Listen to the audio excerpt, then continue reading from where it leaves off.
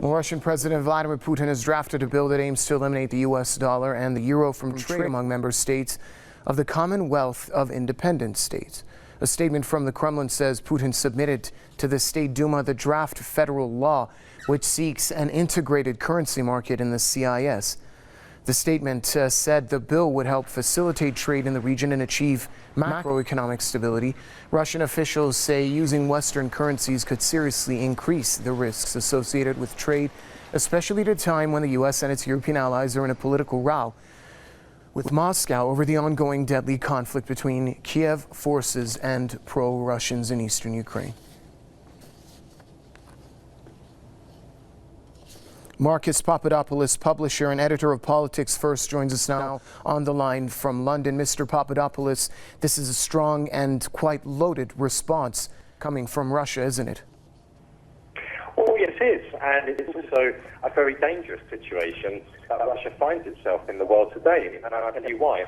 Because when we talk about American imperialism in the world, and let's be very clear about it, American imperialism does exist in the 21st century. The biggest manifestation of American imperialism is the dollar.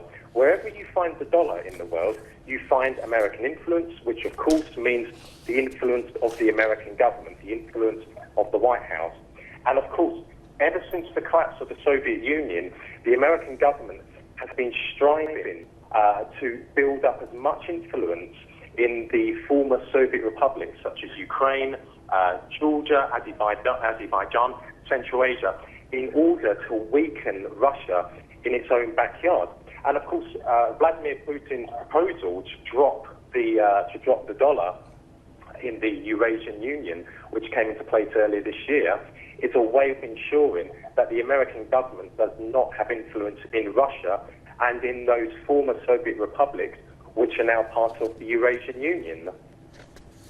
And what kind of a response are you expecting to see from the United States and the EU?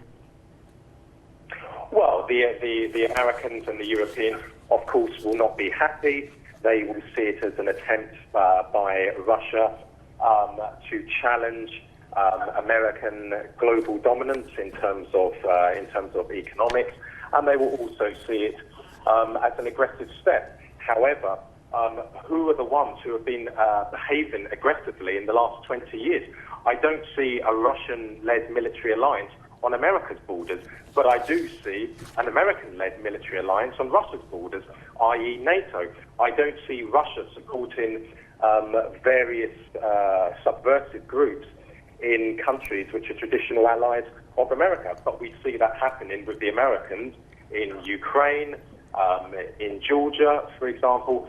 So, of course, the Americans will not be happy by Vladimir Putin's proposal. But quite frankly, Russia in 2015 is not the Russia of the 1990s. Russia today has clawed back a lot of its lost superpower status and is once again blocking American attempts to completely and utterly dominate the world. And that is only a good thing for international peace, it's only a good thing for international law, and it's only a good thing for the UN Charter. Marcus Papadopoulos joining us on the line from London. Thank you, sir.